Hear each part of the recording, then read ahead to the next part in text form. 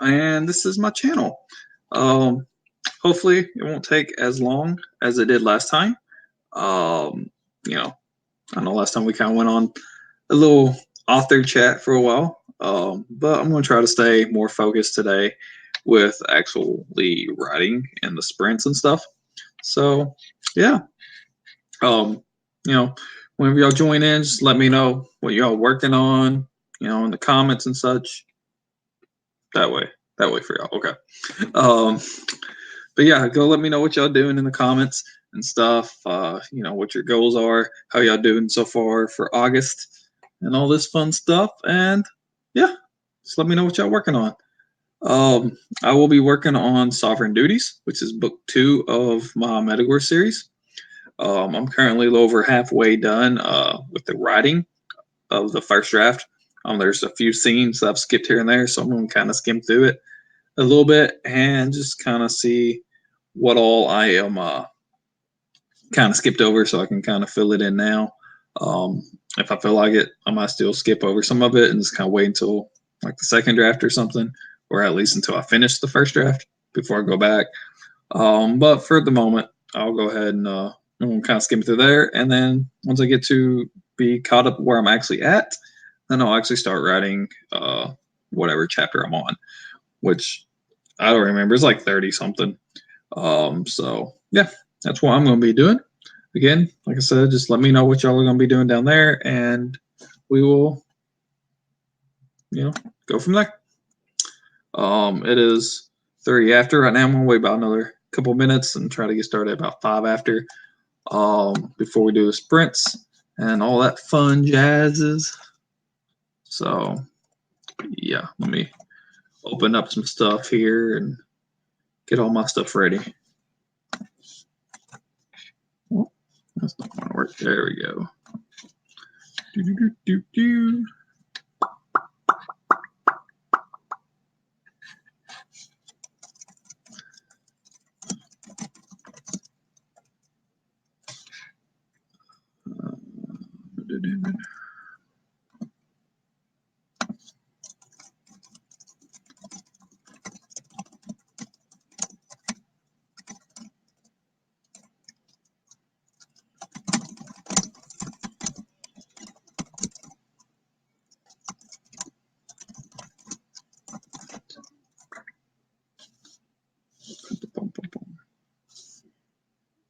Let's see here. Where's the first spot I'm going to work?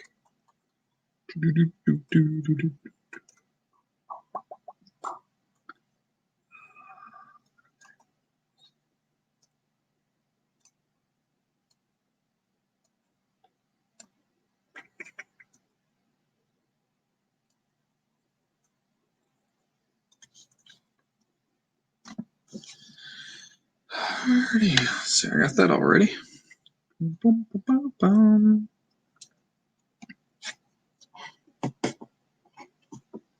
Oh, I got something. All right, it is 5 after, so we are going to start. I'll be back at 20 after. So count it down for y'all. 3, 2, 1, go.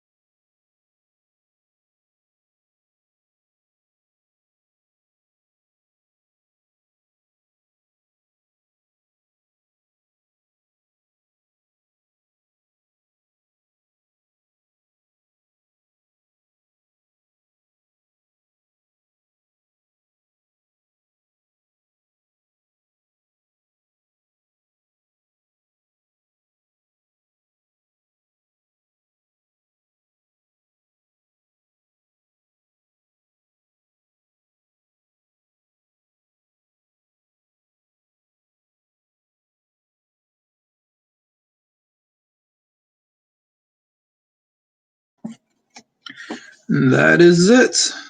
Time is up. Let's see here. What y'all all do? I got distracted a couple times. I got 196. Let's see here. Let's remove that. Let's see here. Hi, Alec. Hi, Eva. Hi, Firefly. Thank y'all for joining me tonight.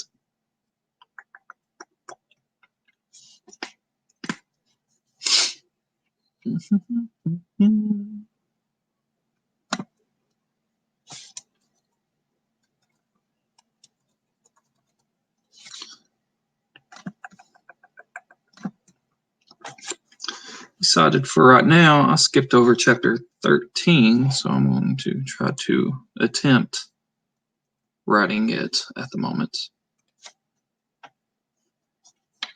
What are all y'all working on?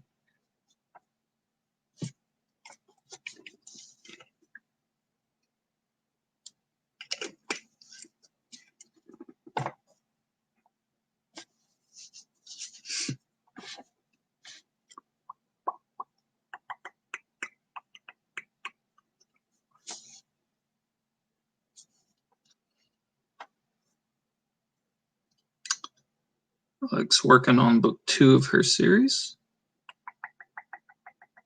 Cool, cool. Me too.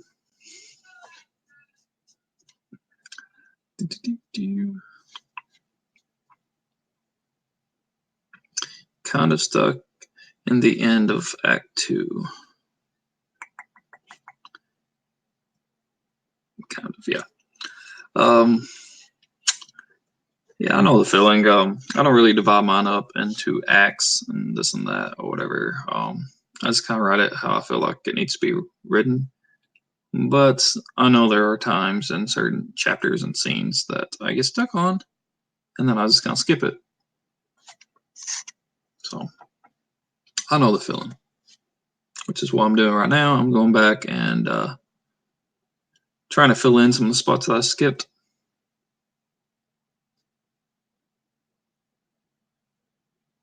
Oh, I'm my apologies. Yeah,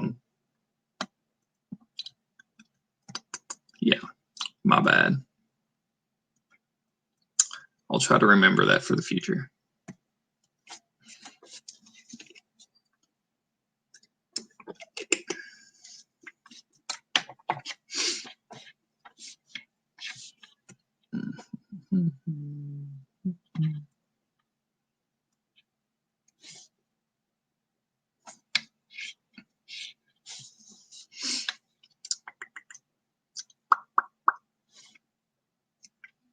Yeah, I will probably just stick with him. I don't really like using they or them that much. I know some people that's the only thing they prefer, but to me, they them sounds like multiple people and it just kind of confuses me. So I like either or type things. So just kind of keep it on track in my mind, I guess, or something. So yeah. Boom boom.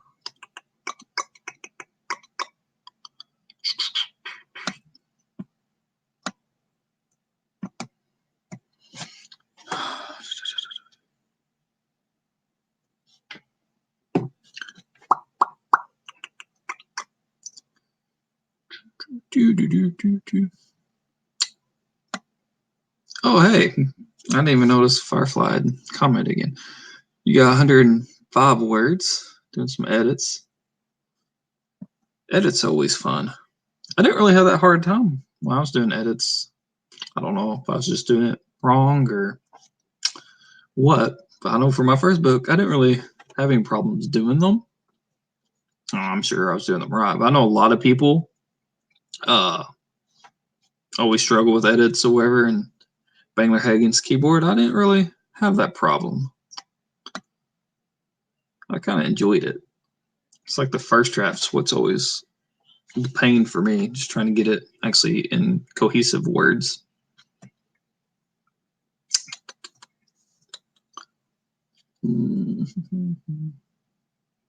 Yeah, I wouldn't really say it's a difficult concept for me to grasp. It's just I'm just so used to saying he or she. So, if I'm given that option, it's just easier. Because when I hear they or them or something, it's just usually automatic talk about a group of people or an unknown person. Like, yeah, I seen them the other day or whatever, and you don't really mention the name. But besides that, it's not really a difficult concept to grasp. I know I have a guy I used to work with or whatever. For a while, he preferred to go by that, and it's fine by me.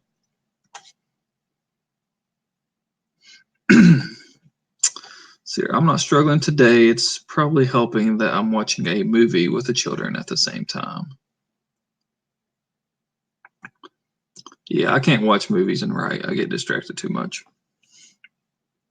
Can't do much and write. I can listen to music as long as there's no lyrics. If it's just just music, I can do that as long as it's kind of playing softly, not real loud or anything. But most times I can't do other stuff and write without getting too distracted.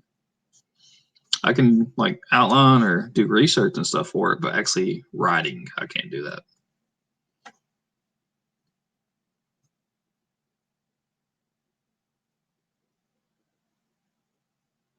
So, at least you know that. Some people keep saying it doesn't make sense in a sentence. I'm like, you use it all the time with multiple people. They're just making excuses. Yeah, some people just, I don't know. I think a lot of people just don't care. Like I said, just in my mind, I'm just so used to, he, she, um, whatever. But I don't know if somebody wants to be called they or them, it doesn't really bother me or anything like that. It's just, I don't know, just how my mind automatically goes to those two pronouns or those two categories of pronouns or whatever.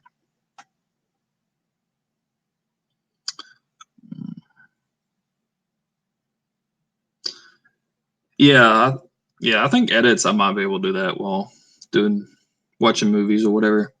I know the editor I had for my first book. He's very specific and helped a lot. So I think I probably could do that and watch TV a little bit. I probably wouldn't get much actually edited, but I can probably still get it done. But yeah, for writing, we'll have to actually concentrate. No, it's like one of my old coworkers was texting me a while ago about trying to get a copy of my book, and then I had somebody else email me during that last sprint, and I didn't really get to focus much. But yeah.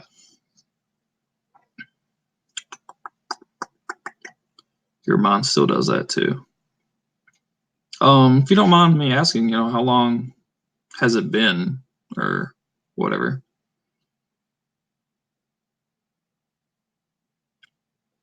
Like how long have you preferred that pronoun or whatever?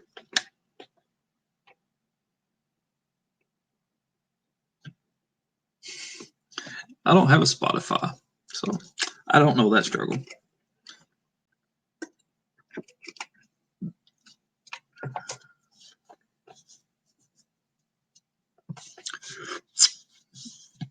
Let's see here.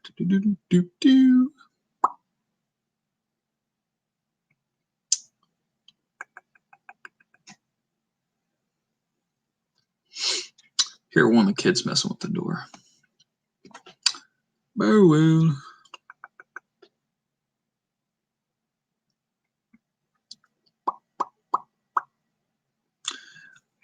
I think in about maybe less than a minute, I am going to go ahead and start the next stream. And then we can come back at a quarter till. Let's see here.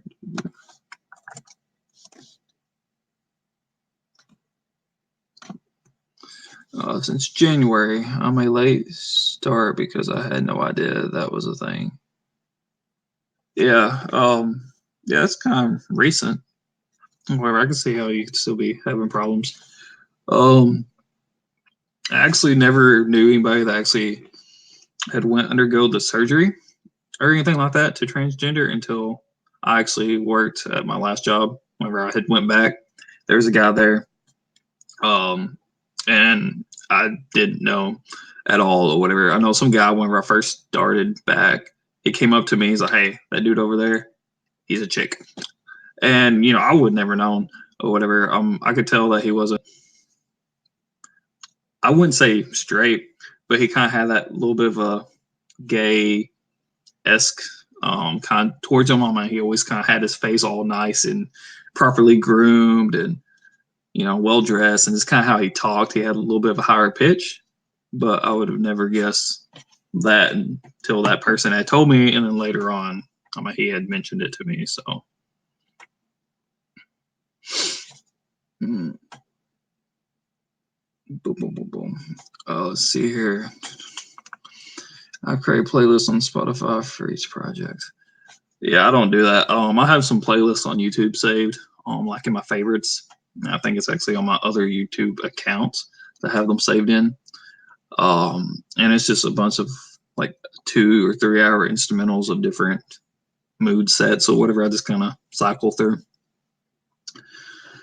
Do you have any advice for fight scenes? Like actually writing fight scenes, or like I guess that's what you're talking about. I have an actual video up on my channel you can go check out.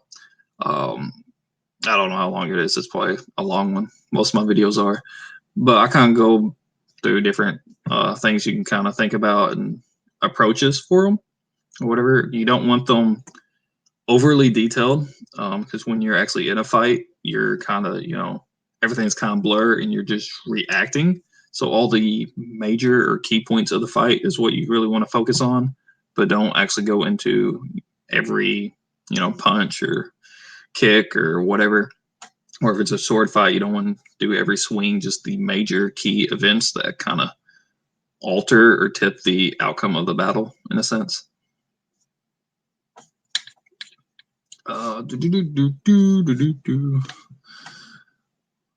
I'm on HRT now. Just started.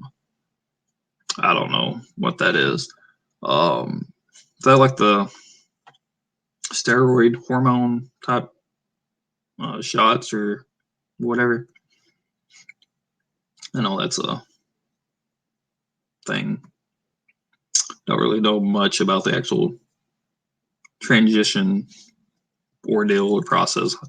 I just know that guy, he took some steroid shots like that or whatever.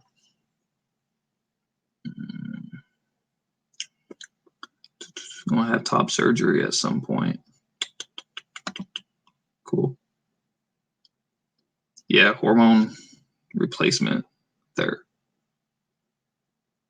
Is that supposed to be therapy? Yeah, okay. Testosterone, yeah, okay. I didn't know what it was called. I knew he took some type of testosterone or steroid type shots for his hormones and stuff. Cool. Well, I missed that 30 mark. Let's say maybe about 2 minutes, so it'd be 35 after we can do our next writing sprint.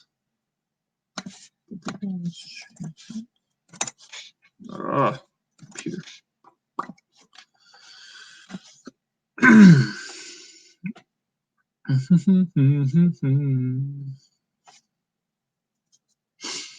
But yeah, besides him, he's the only one that I actually knew in person that had went.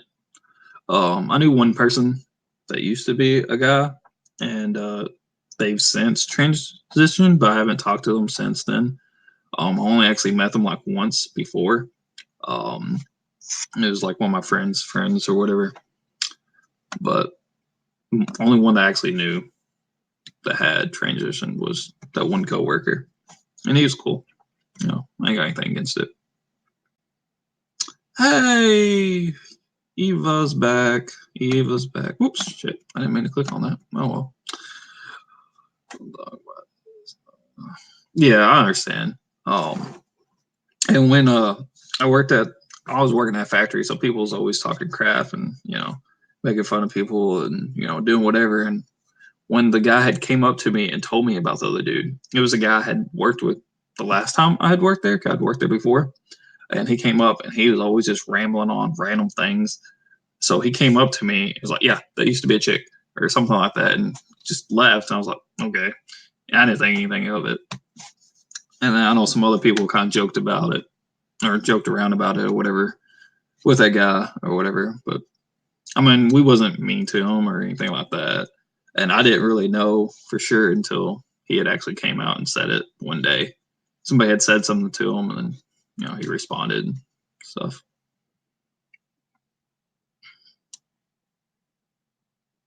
Yeah, that guy I wouldn't known. Like I said, I just assumed that he might have been gay or something along those lines. Because I mean, he looked very masculine.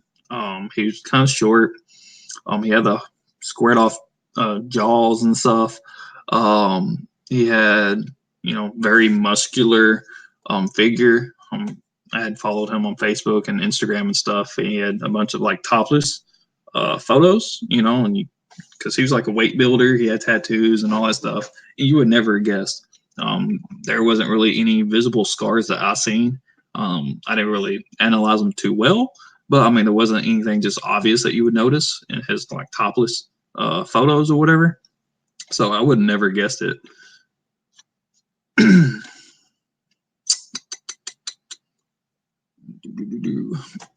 I have a non-sibling.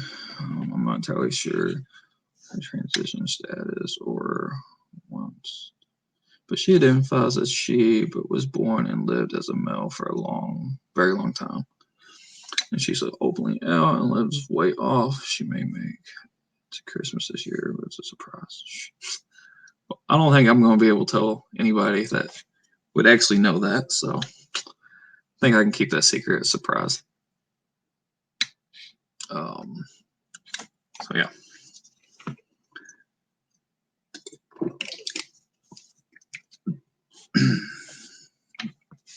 Science has gotten really good. Yeah, science and surgeries and stuff like that's been really spiking here lately with some of the stuff that they've been able to accomplish.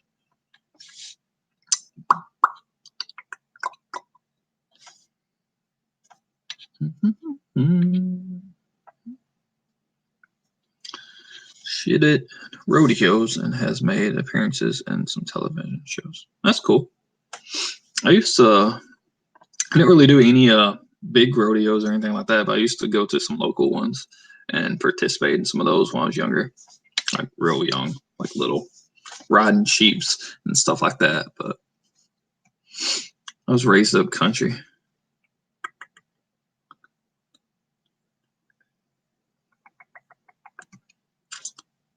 And I think the only acting or television stuff that I was ever on was just like news. It wasn't even acting. It's just happened to be somewhere that something happened.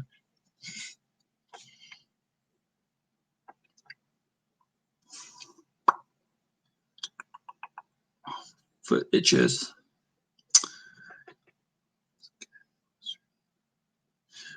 He played Will in one skit, a Western, and he was playing a drunk. And its best scene was when someone said, "Fire at Will," and they all turned and shot him. Sounds like a comedy. Or a B movie, one of the two, which are usually comedies. So yeah, it is about 20 till. I know I've been saying we're about to get started and haven't yet, so I think we're about to actually get started, and then we can stop and chat a little bit after that. Let's see here.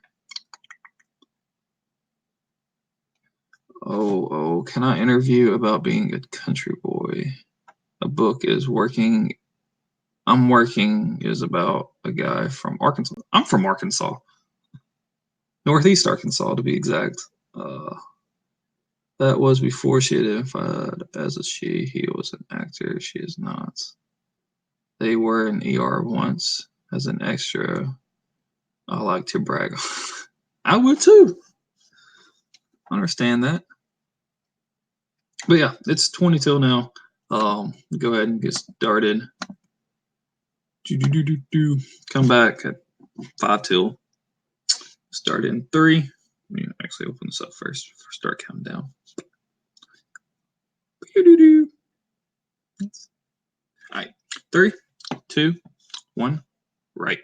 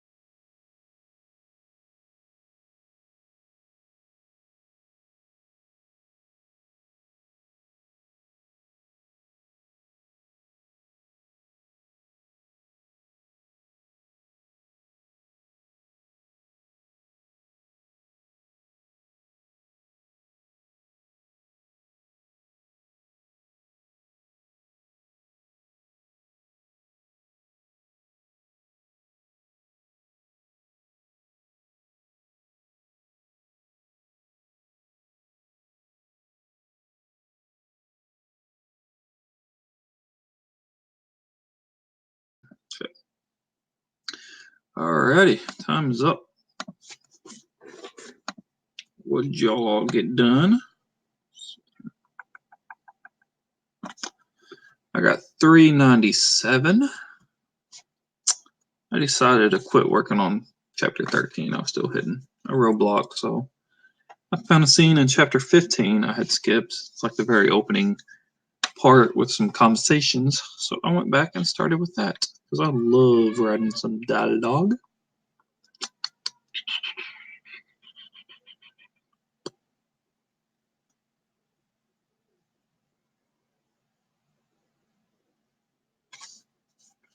Let's see here. Alec got to 77. Cool, cool. Firefly edited 2 chapters. Eva did some research and helped with bedtime. Oh yeah, bedtime takes a lot of work.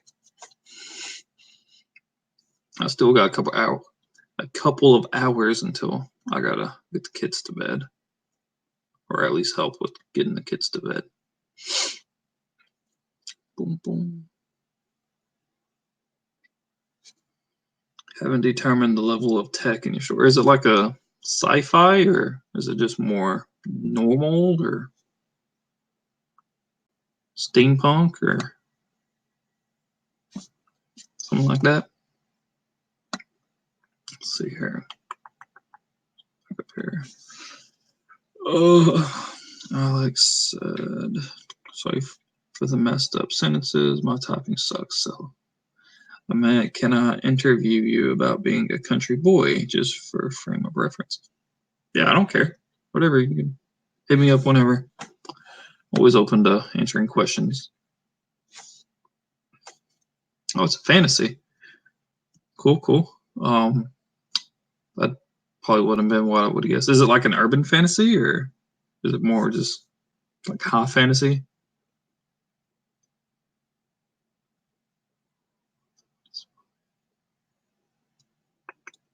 Okay. So you're talking about more actual like transportation, like wagon type technology, or actual gizmos and gadgets?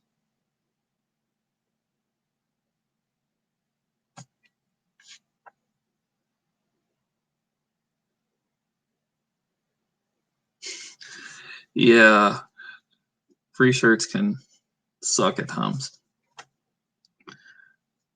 How would the baby eat? Well, if it's not winged yet, I mean, you would have to have some source of nutrients. You could maybe do something like how we milk cows and like, extract the milk or whatever from the mother or some other, you know, animal of that type, or even if it's not that same species.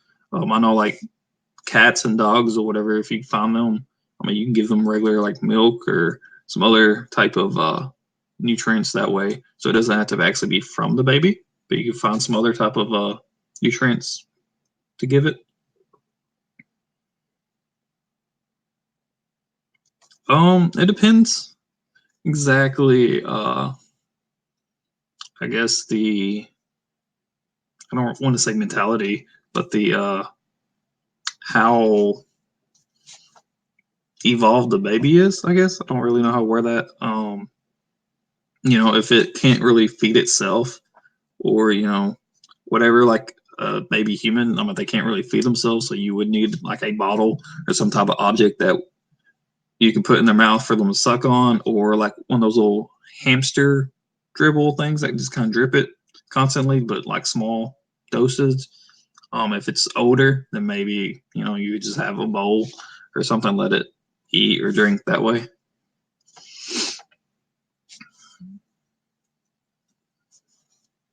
Yeah, I think figuring out how advanced the science and medicine and stuff would kind of help with that some. Worry too much about magic. Yeah, I mean, your science and medicine can kind of go hand in hand with your magic in a way. I mean, it doesn't have to be two different entities. So you could do something like that. Some people, some people have fed goats milk to other animals. Yeah, just it doesn't have to be the same species or whatever. Most mammals' milks are, kind of got the same nutrients. I mean, it might taste a little different, but you get the same supplements out of it.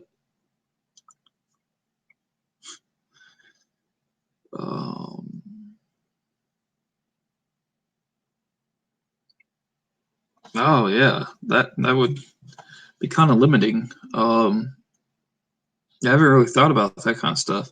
I know I'm big on world building, and one of the kingdoms of my METAGORE series is kind of based off of Native American cultures and stuff.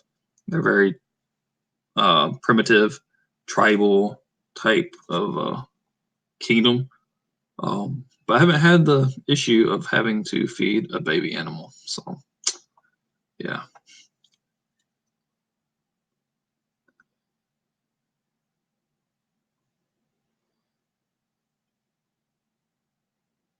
Yeah, that. I think they leave the mammal to die. If it has been like without nutrients for a while, they probably would. They probably see it as more of a lost hope type ordeal. But um, if they're taking it from the baby or the mother or just separating it or whatever, or if the mother just died for like hunting or something like that, then I think they might still kind of keep it and still use the idea of trying to feed it from another animal. Um, I would think it would depend more on the actual culture itself, whether they actually use the animals once they got bigger as like livestock to do farming or something like that, or if they actually were more into raising the animals to feed off of. They have their own livestock for them to butcher later to eat. I would think that they would try to at least save it if they don't really use animals or livestock to plow lands or anything. They do it themselves, or if they don't really um, raise livestock to kill, they just go out and hunt. Then they might just kind of leave it to die. It would just kind of depend on the mindset of the people.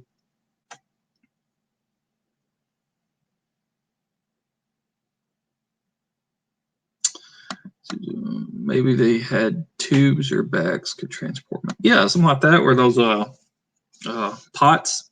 They kind of look like irons almost, or whatever. You could use that to transport it.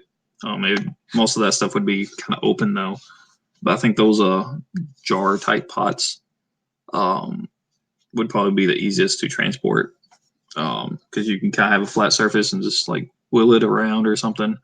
Bags you'd have to have a way to tie them off and stuff like that, but do something like that.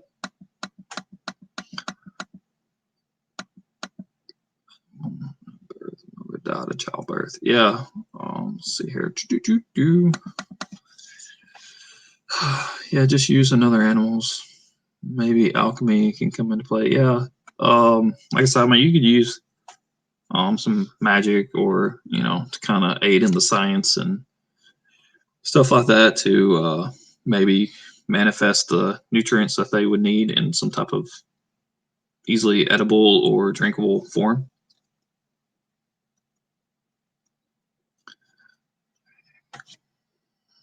The journey gets complicated with another animal. Maybe I don't even want to say this dang old baby. Yeah, if they don't really need the uh, animal or whatever for anything in the future. Yeah, they would kill it. I know a lot of Native Americans, instead of seeing that the baby like suffers on their own or whatever, instead of just kind of leaving it to die, they would actually kill it themselves to kind of put it out of its misery because they felt like if an animal's hurting, then the earth's hurting or whatever, and it kind of dampens that whole mood type aura of everything, so that they would just go ahead and put it out of its misery and let it die a quick death. You can kill it off. Does it play a part? Well, if he's important, then you probably don't want to kill him off.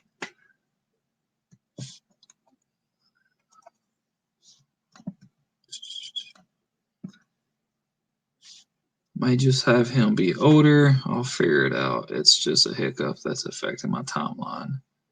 So I'm dead end till I find the right fits. I think I like alchemy. You're welcome. That's what we're here for.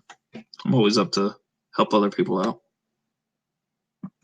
Boom, boom, bam. It's probably a lot faster than trying to actually find research yourself, trying to figure out exactly what to ask and all the different sources.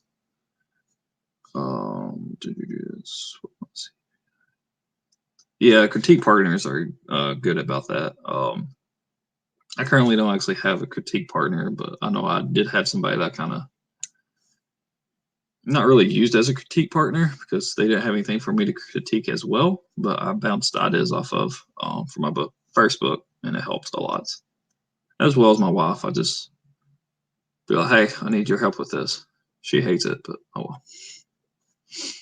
She'll get over it. I think she just hates it because she's like, I don't know. I don't even know what's going on. I was like, oh, well, you ain't got to know what's going on with the whole story. Just this incident helped me.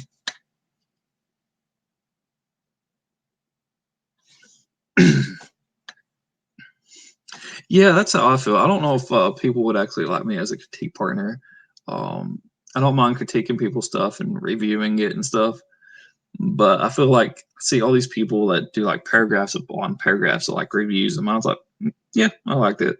If you tell me more like exactly what you're wanting, I can give you a little bit more information, what I liked, what I didn't like, what to maybe improve upon, maybe some suggestions. But as a whole, my critiquing's like, yeah, it was all right, or no, you need to work on this. This is kind of plain. So I don't feel like I would be a good critique partner very well. But yeah, that's how I am.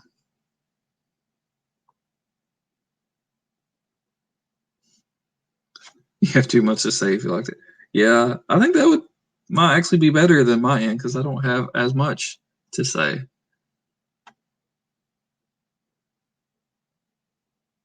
Um,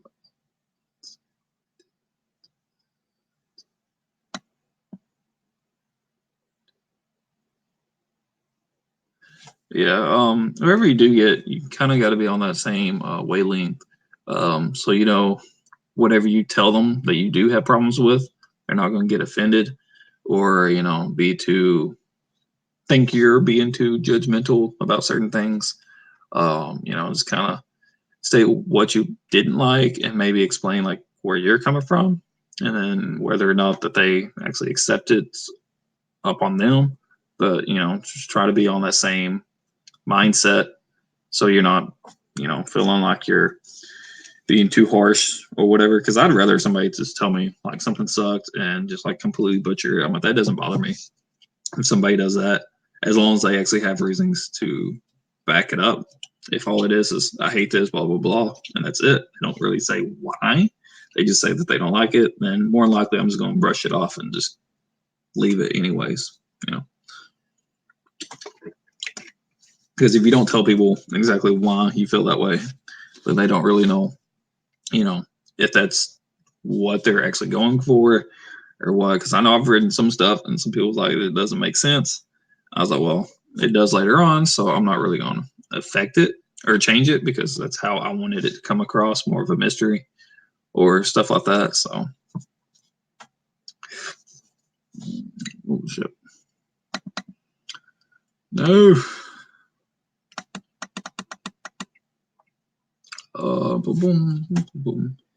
Mammal breast milk research. Fun Saturday. Yep. It's better if you make them feel bad versus readers. They are worse. It's better if you make them feel bad versus readers. I don't think I completely understand that. I'm a critical reader. Yeah, I know for me, just like my I call it my fun reads. It's nothing that I'm actually forced to read. I do beta read for some people, and kind of give them my opinion on stuff and stuff like that. But for my just normal leisure type reading, I'm very picky and I DNF a lot of stuff. If it doesn't catch my attention, pretty early on, it doesn't matter how good the whole book is. If I'm not like reeled in real fast, or if the writing style itself, nothing to do with the plot or the characters or anything, but just the writing itself, just kind of takes me out of the moment too much, I'll just DNF it. I'm very critical when I actually read, especially whenever I buy books. I think that's why a lot of times I don't buy books that much. I get them from the library or I'll borrow them from friends, because it really pisses me off when I spend a lot of money on a book and then read a couple pages and I'm like, nope. So I'm very picky on what I actually write or read.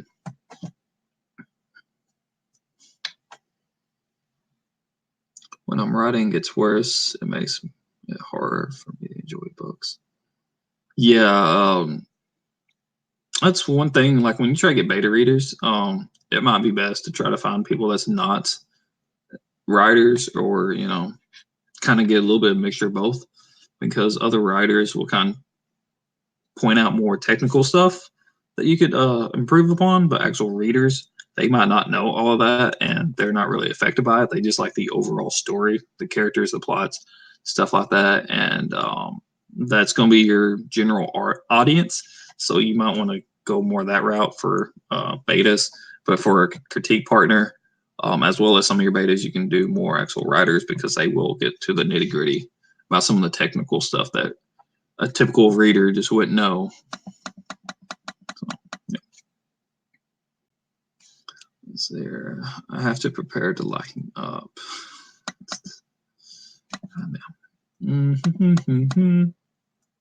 People can hear your voice, but they don't have to take. Yeah, that's exactly what it is. I know some of the people I beta read for. I'll beta read the same book multiple times.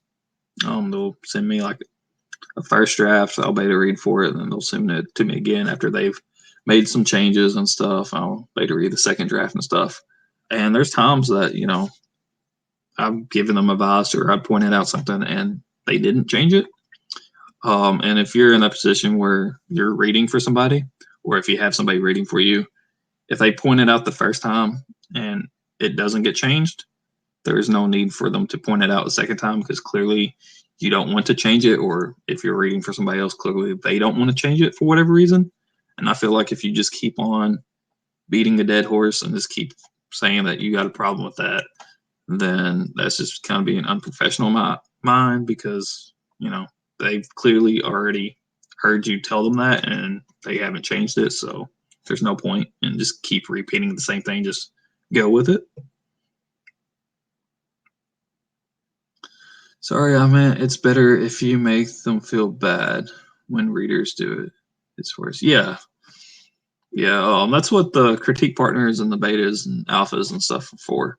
They are for there, as well as your editor, to tell you that it sucks and to tear it down. So you can make it better, because once it gets out into the public for the readers to read it, that's it. I mean, you can't really go back and change it or whatever. It's already out there. So you want to try to get it as good as possible first. So, you want a good critique partner that will tell you that it sucks, or, whatever, as well as betas and stuff. Boom, boom, boom. I tried being a beta reader just once. I read 2 pages of details of this world. They were okay, but then a paragraph started out. It was night. Yeah. That's one of the gambles about being a beta. You don't really know the quality. You can't, look up reviews to see if it's good or anything, since it's not out. You could try to look at other stuff that person has written, but there's possibility it's like their debut novel or short story or whatever. So you just kind of gotta roll with the punches. And I'm more lenient on actual beta reading stuff. I'll read stuff that I typically wouldn't, or I'll read it longer than what I typically would for fun. Just because I know that person is wanting feedback. But I have had one person that wanted me beta read, and I got partway through the first chapter, and it was just too. Don't want to say terrible, but it wasn't that good, and it was just so grueling to try to get through it that after I had got partway through, I sent them some stuff about my opinions, and then I told them I wasn't going to be able to continue on because it's not a job. I'm not getting paid for it, so I'm not obligated to keep doing it. And I just felt like it was just going to be too much for me to keep beta reading his stuff. It broke the visual because nothing had said that until then, so nothing before that mattered. I told the author that, and they said something like, but if I kept that in, you liked it. I didn't reply, so that was the only no I really had. Was that the first 2 pages of world building weren't it?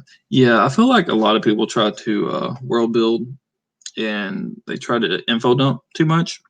Like I said, I'm big on world building and stuff, and there's time and place to describe stuff, but you don't want to do it all at once.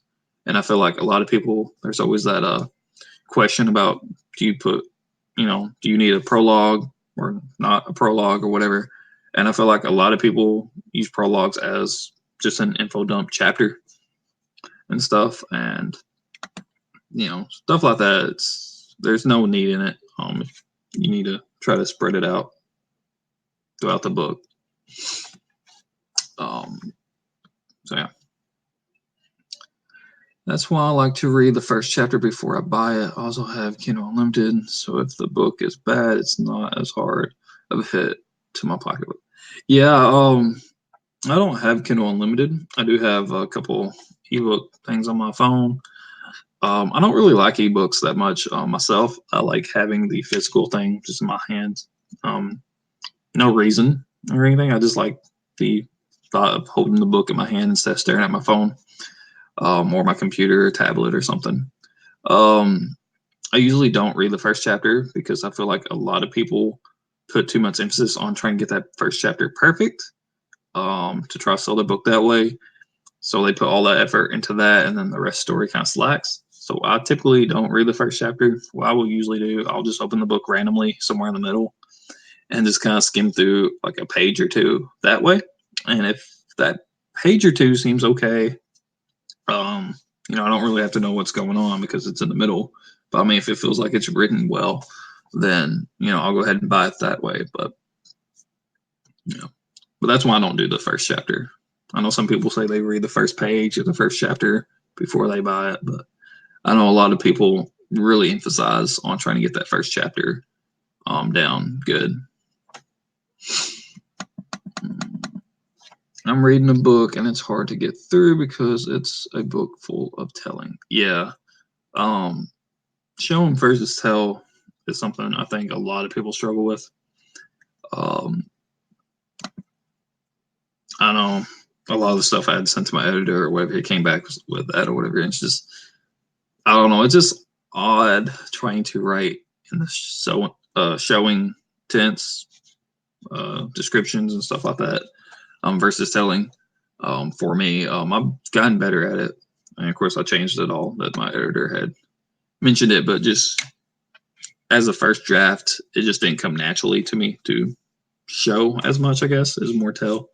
Of course, this is the first thing I'd ever written that I sought to do publication for. So, yeah. And they didn't format it to make the reading. Formatting, you gotta have formatting. Yeah, I know I've beta read for a couple people that didn't like doing paragraphs. It was all just one big block of text. And oh my God, that was hard. Of course, they said that they wasn't worried about the formatting yet. They was going to wait until everything was done, and they was going to format that way. So I kind of let that slide, but it was still hard. I know one of the things I've heard when you're writing, A lot of people ask about long or short paragraphs. It doesn't really matter too much, as long as it's properly done.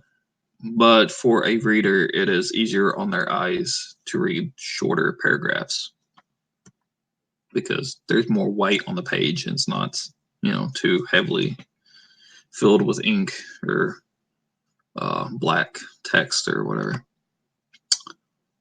I thought it was enough of a description to start the rest of the beginning.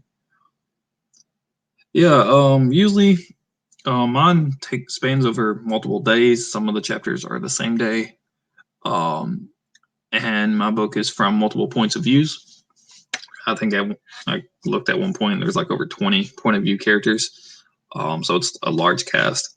I usually do a brief little intro or something about a time frame, whether it's, that same day, next day, whatever, but usually in reference to something else that's happened to those characters. That's might have been like several chapters earlier.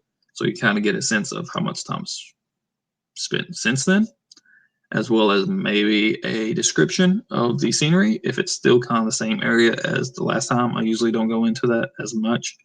But I know a lot of it is traveling. So if it's a new region that they're in or something, I will maybe spend one or two sentences kind of, describing that, but nothing real thick or long or anything.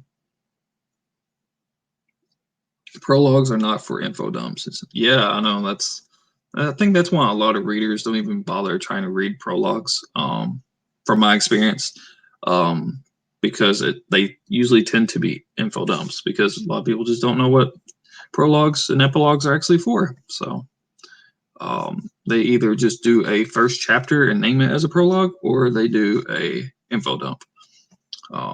So yeah, I think that's something that people should study up more, is the prologues and epilogues, and actually learn their proper usage. My story has a prologue, but I'm trying to incorporate it as folklore within the story. Yeah, prologues like that can be appropriate, as long as it's not too much diving into the world building in a sense. If it's more for folklore, or if it is like the actual telling of the folklore or whatever, that would be more appropriate. I know prologues as well as epilogues are usually intended not to connect with the actual story itself, but to better explain something in the story. Or it could be, I know I've seen it as just a regular chapter, but is from a point of view of a character that you don't follow at all in the story, but you get a little bit better of an insight from their point of view. I've seen somewhere like the prologue would be from like the antagonist point of view of something, and then it would go to the actual story, which you're not following the antagonist or anything like that. As well as I've seen something that kind of has to do with a little bit of a history, that event actually affected the rest of the story, but since it took place so long before the actual story, it's not really connected to it. It's just a special event or whatever, and that works well. But when you use it just to be a first chapter that ties directly into the second chapter, that's not a prologue. And if you just use it for world building purposes as like an info dump, that's not prologue.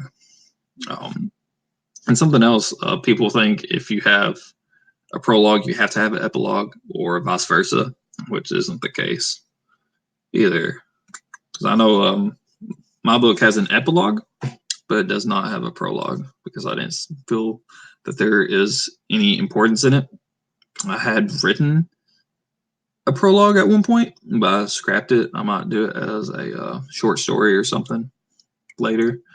But it was an event that kind of brought the six kingdoms together as one, and then when the story starts up, it's like 700 something years later, and the kingdom is one giant one, and it eventually breaks back up. So I was going to use that to kind of show that they used to be six kingdoms and was conjoined as one, and now the actual story is them breaking back into those six kingdoms.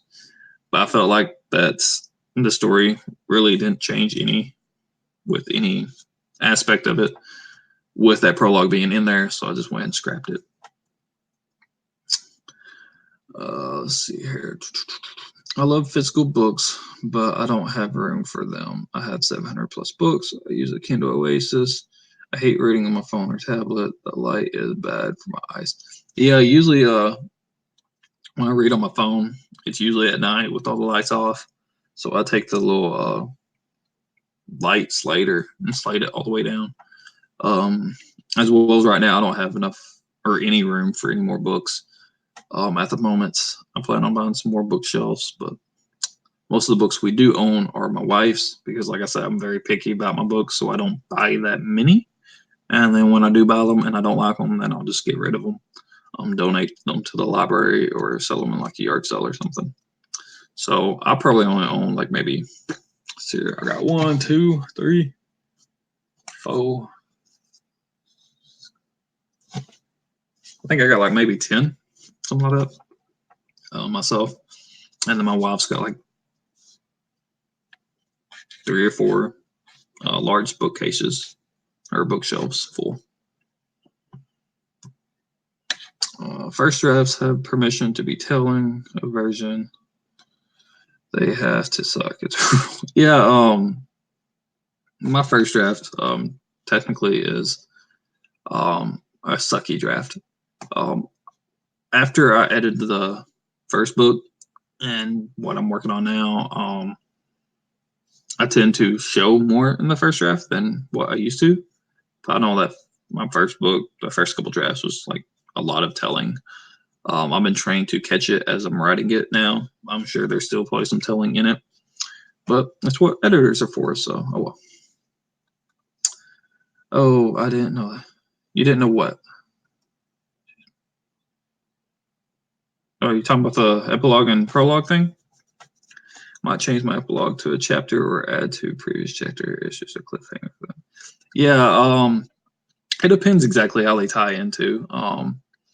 My epilogue doesn't really tie into any events in the first book. It would take place during the first book, but really has nothing to do with any of the other events. Like once you get to the last chapter and read it, that's that. I do have a short, like maybe a page and a half epilogue, and it is just 2 characters interacting a little bit. I don't name them in the epilogue at all. One of the characters you should know who it is just by reading some of the dialogue and how they act, because I was previously in the book. But it is a little bit of foreshadowing, cliffhanger type ordeal. But it kind of is like a stepping stone to the second book. So once you actually read the second book, a certain event doesn't seem just completely random. So it's kind of like off of that premise, but it has nothing to do with the first book really. If that makes sense, it's kind of like an in-between type ordeal. The first book makes sense without it. Second book makes sense without it, but it could be, if you read the second book and didn't know about the epilogue, you might say that's I wasn't being consistent with something. So yeah, because like the character supposedly died in the first book, and that's kind of hinting at that he's not without really saying his name. So if you didn't read that and then you start reading the second book and he's there and alive, it might make you question why. So it's there kind of for that aspect. And then for the other books in the series, I plan on doing something like that. Have an epilogue at the end that kind of has to do with the next book in the series, but it's not really, completely tied into it. So therefore, it would be an epilogue or a prologue. I could probably just could have took it in and out as an epilogue and put it as a prologue of the next book to kind of tease that fact. But, oh well. But yeah.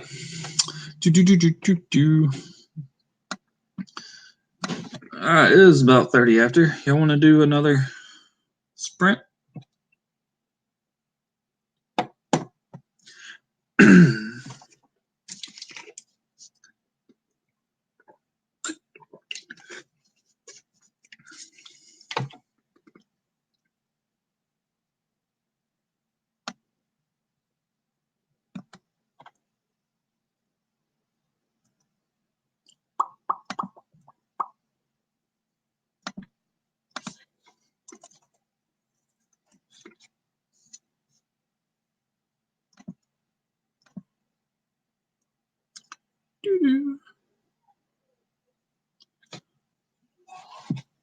Yeah, let's see here.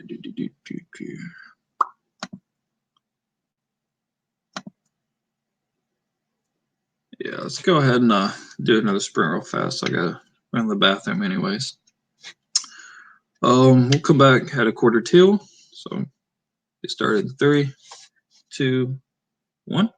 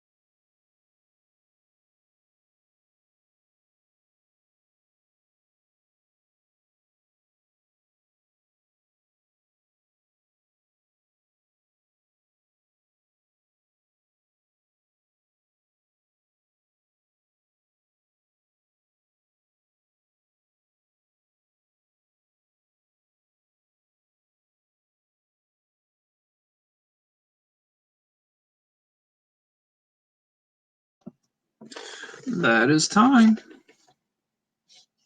Let's see here. What did y'all get done? I got 327.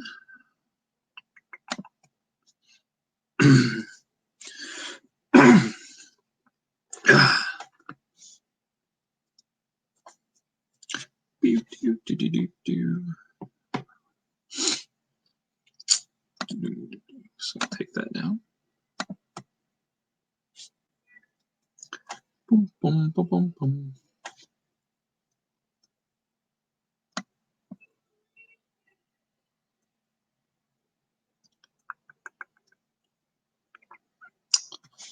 There.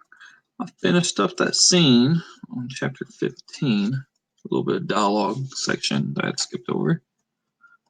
And then I kind of started skimming through. I had a little bit to 18. And so some descriptions and stuff. And then, oops, shit. Now I think I'm gonna see here. The rest of the stuff is mostly stuff I got research or look up names. It's intending on using.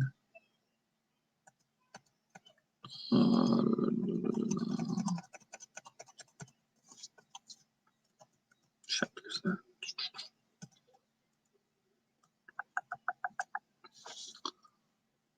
Looks like whenever I get started again, I'll be on chapter 32. Fireflies reading a bedtime story. Something I don't really like doing. My kids don't allow me to read bedtime stories. They want me to, and then they just kind of start flipping through the pages real fast, just so they can look at the pictures. Alec is back. Got some tacos. I want some tacos. I have no idea what I'm having for supper tonight. Well, I also got some company over. I think they fixed some food. They can't cook, so I'm sure I'm not going to eat what they cooked. Probably just eat some Hot Pockets or something.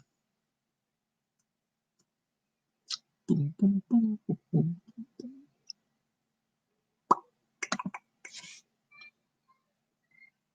I can see like the outline of an eyelash or something in my vision. I'm not pulling any off. Tacos are life. Oh yeah. I could eat tacos for every meal. I would. Tacos and pizza. I could live off of that.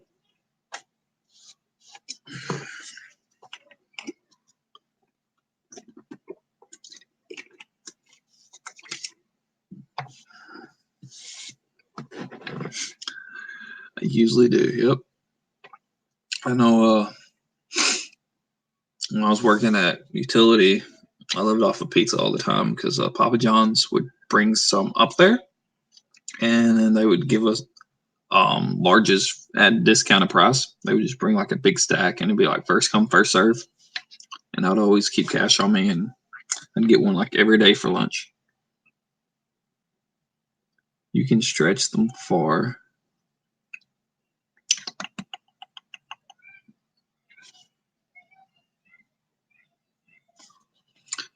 Do.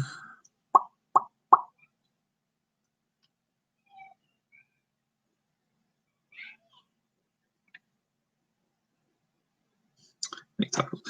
Yeah, I make tacos every so often. I'd rather just go to like Taco Bell or up to one of the Mexican restaurants here and have them make it because I'm lazy. We've just recently got some delivery services here in town that would go to different places and deliver. So that allows me to be even more lazy and less time I actually have to be dressed. Just throw on something by the time they get here.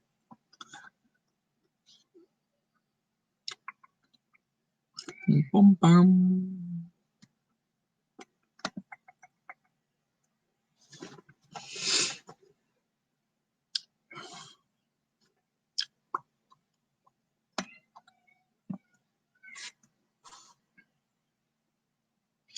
But yeah, Alec, I think I don't know if you had added me on Facebook or if you liked my author page or something, but you can just message me on there, whatever, if you've got any questions about Arkansas life or whatever.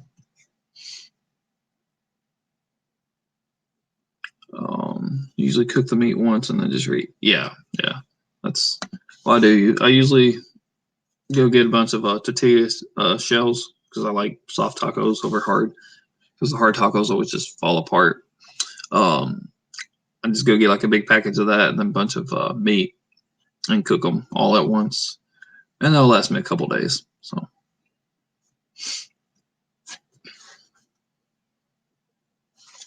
Boom, boom, boom, boom, boom, boom.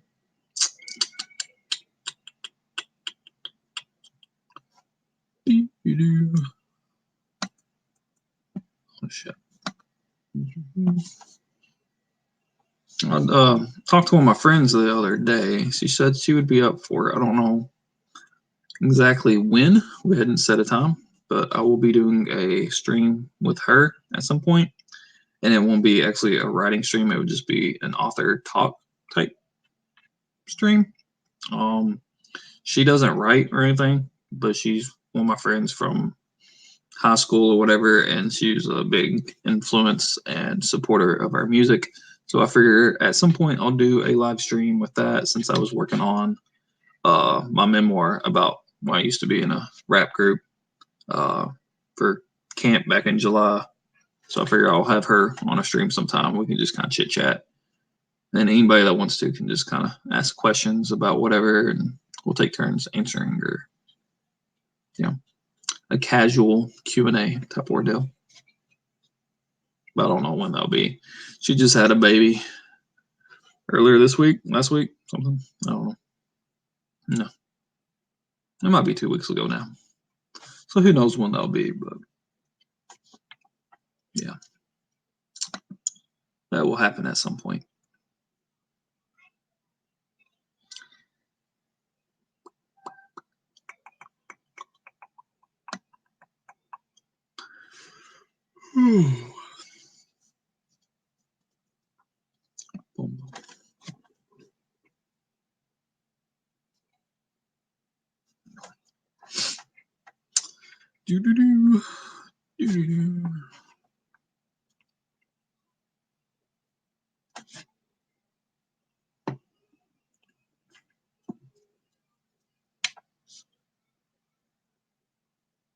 You shouldn't. Oh, you shouldn't have eaten. Yep. That's what you gotta do. You eat before bed. That's what I do, anyways. Well, I eat all the time, it seems. But I really snack right before bed. After everybody goes to sleep, I ain't gotta worry about the kids harassing me one song. That's fine. Bring out all the snack food and just lounge on the couch, watch TV, and eat until I feel like I'm about to fall over, and then I'll get up and go to bed. Boom, boom, boom. I heard one of the kids. Oh well.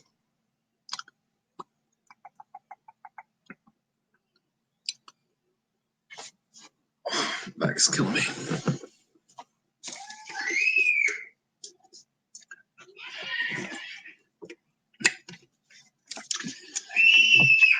I don't know if y'all can hear that, but I got a kid out there screaming.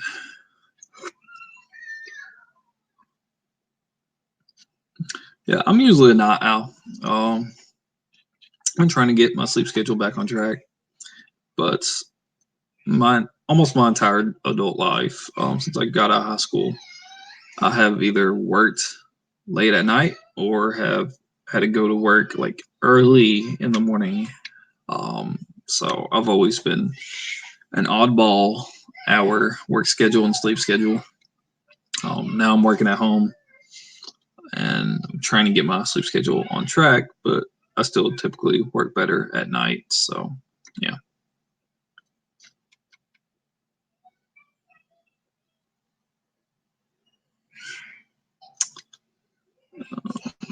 Yeah. The kids are probably harassing each other out there. I don't know what they're doing. My son was the one screaming, but I hear my daughter is out there probably taunting him, trying to get him to scream some more. I don't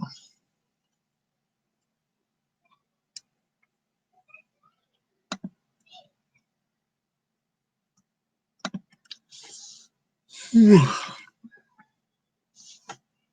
Yeah, I've always just been that person. Even in high school, I would stay up forever.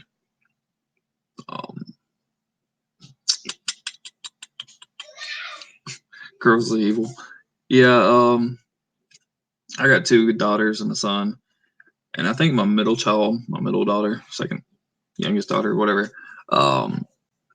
she's the worst. I think she's kind of starting to outgrow it. Haven't had to get onto her as much, but for a while she was very a pain in the butt. Now my son's starting to kind of pick up those habits.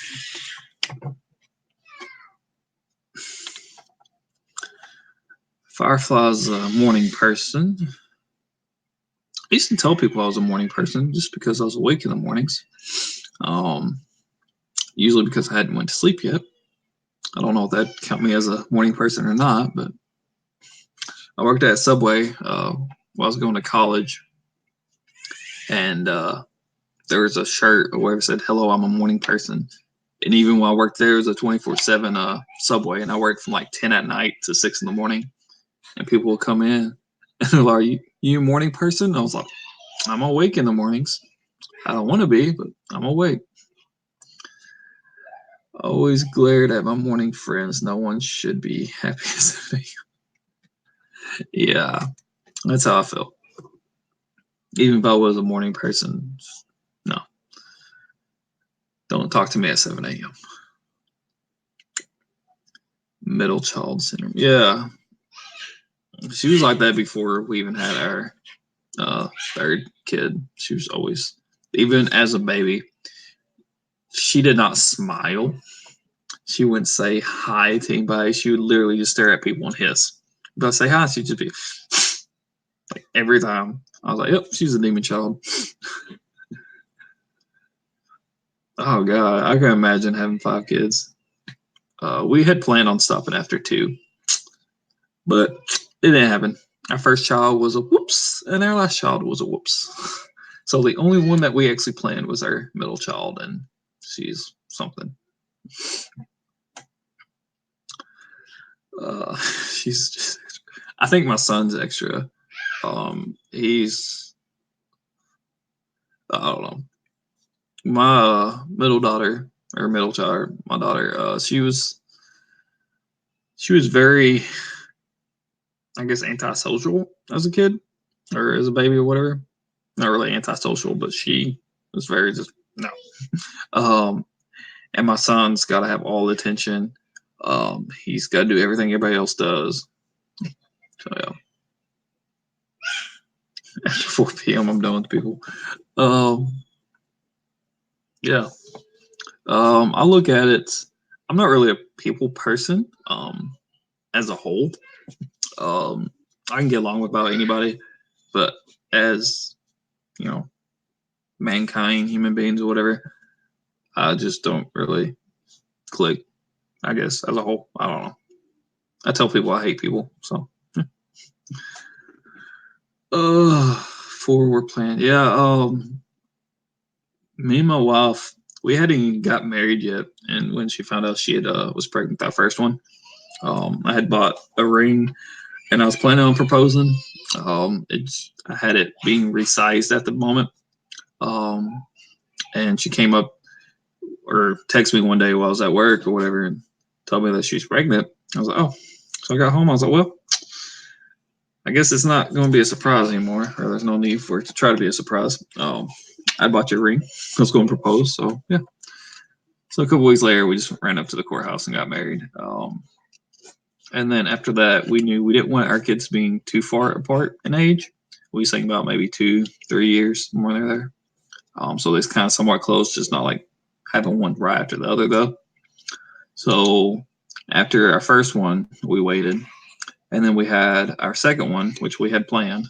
And she's about 2 years, I think like 2 months shy of being 2 years apart. And then we was going to stop. And when she was like about 9 months pregnant with her, I had a heat stroke and lost my job. And we lost all of our insurance and stuff. So after she had her, we couldn't really afford for her to get fixed or anything. So we just kind of took it kind of easy and, safe for a little bit. And then that didn't continue. But we, about 2 years later, we had our son. So they're all still about 2 years apart from each other. And then after we had him, I had insurance again. And so we got her fixed. So we ain't got to worry about any more surprises. So, let's see here. Boys are always extra. My nephew was so I'm done with people. Yeah, that's how I am. I'll straight up tell people, I don't like people. I feel like people in general are stupid. Especially how the world is nowadays. People feel like they're entitled to everything. All the dramas and stuff that's going on, and no. I like watching reality TV and being around people that are dramatic, just for the drama, because I find it very entertaining. But when it starts reeling me in, no, I don't deal with that. But I'll tell people I don't like people. So, I'm very friendly. I'm very open. I'll chat and talk to whoever, but as a whole, no. Relationship stories are nice. Yeah. I know a lot of people assume that I had married her just because I'd gotten her pregnant and stuff. And then, I tried to tell them, I was like, no, I had already bought a ring, was going to propose. And just didn't get in back in before I found out she was pregnant. So, yeah. Oh, well. Boom, boom, boom, boom, boom. And then, like, out of all of our friends, most of them from the start are saying that we would stay together because we opposite on a lot of stuff. She was a big pothead and all that stuff. I never did any. I was more of the goody two shoes, I guess, in the group, and she wasn't. So they didn't think it was ever going to last. And then out of all of our friends, we're like the only couple that's actually stayed. So yeah, and we've been married. Let's see here, a little over 7 years. We've been together a little over 8. So yeah.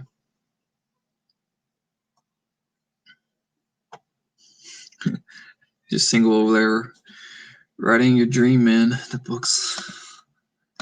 Yep. That's how you can always have the perfect guy right there. People are hard. Yeah. People are stupid.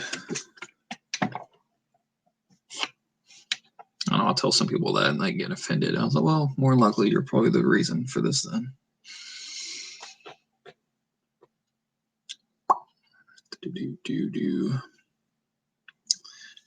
It's okay. People assume I was pregnant when I got married, but no, we just moved quick like rabbits.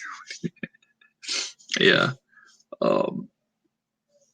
Me and my wife, let's see here. We had probably lived together maybe a month before she actually got pregnant, I guess.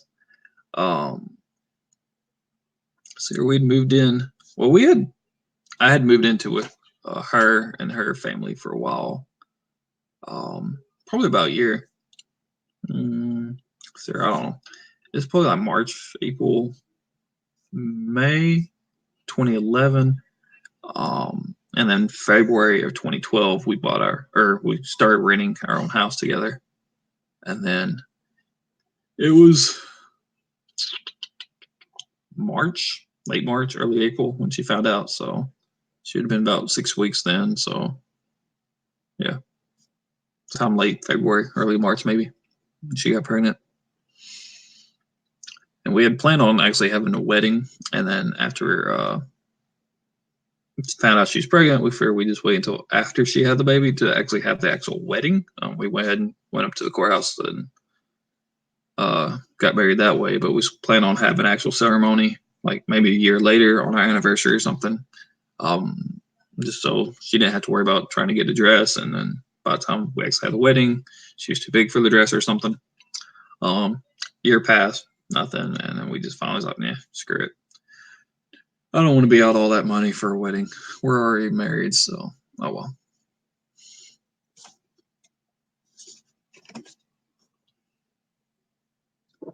All the baby making is fun. That's all I gotta say. It's fun.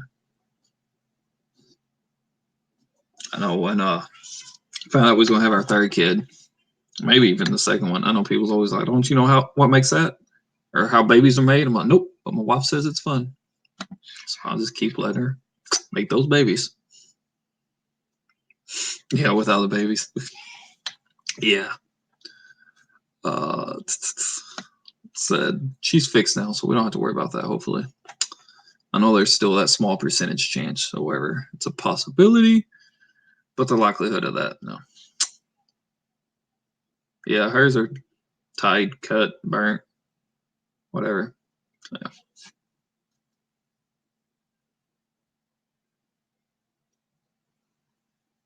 Known each other since high school.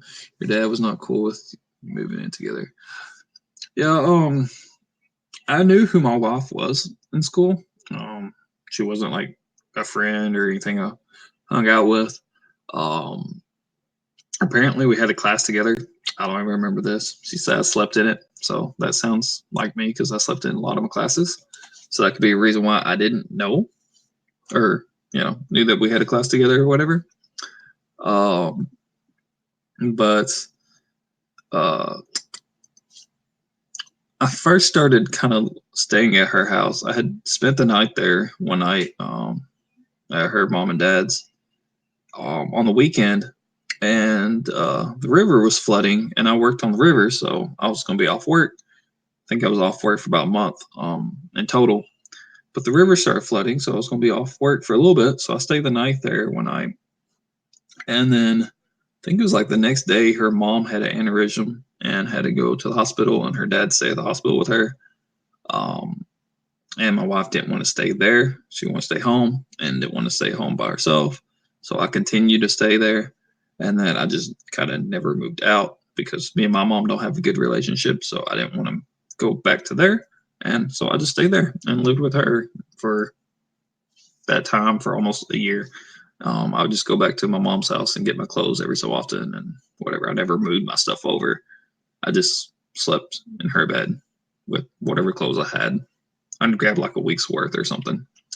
And then after that, like I said, in February of 2012 is when we decided to rent our own house. So that's when we actually moved in together officially, I guess.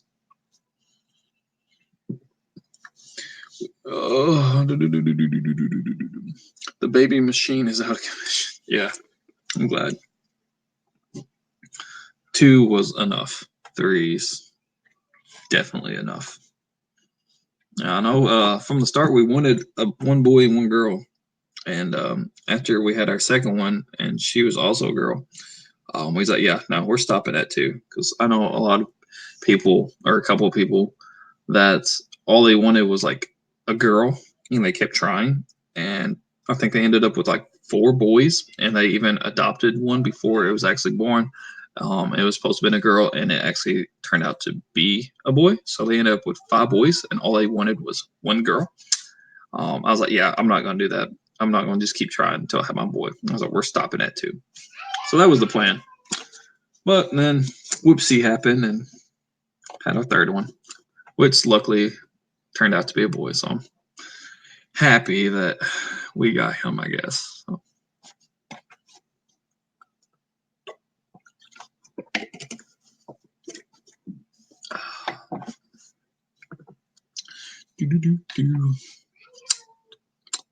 And I hear him right by the door.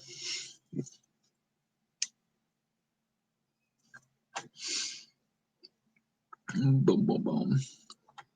And y'all want to do, I guess, yeah, I say I guess or whatever, you know, stuff like that.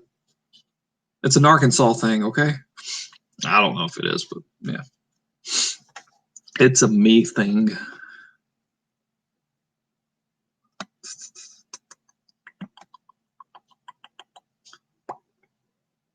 He's trying to be sneaky. Well, he's not very sneaky. It's very loud. I didn't hear him actually mess with the door, so he might not have been right by the door. But I heard him out there go, hey, yo. So he's close enough.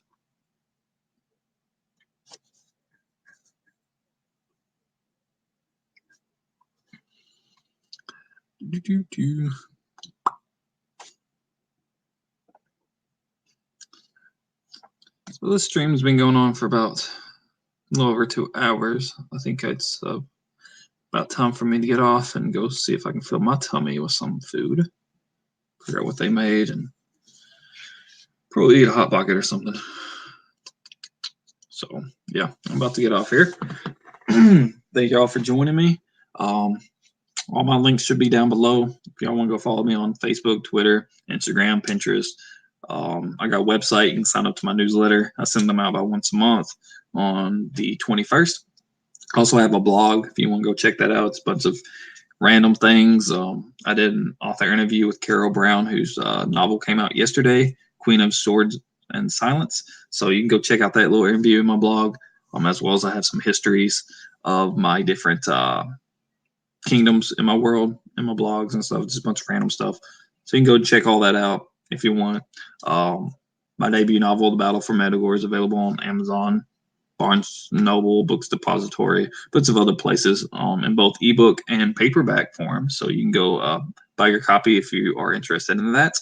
I am currently underway of having an audiobook created for my novel. My narrator is supposed to have gotten started, I think, this week sometime. I haven't really heard back from him yet with the first little sample, but I should be getting that at some point, and I'll be kind of